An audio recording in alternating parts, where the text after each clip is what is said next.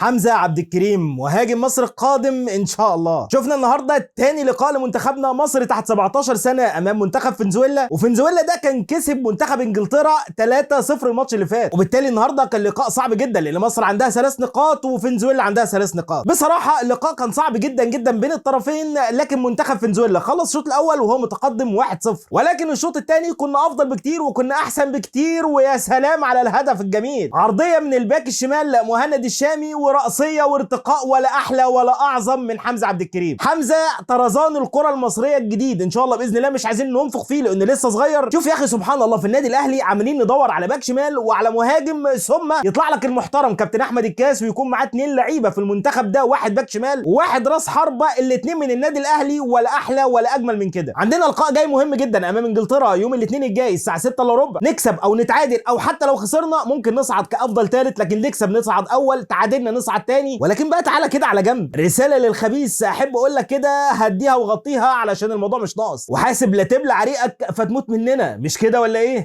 معلومه اخيره، حارس مصر في كاس العالم 90 كان الكابتن احمد شوبير اللي صفعك، سامعني يا مصفوع؟ مش كده ولا ايه؟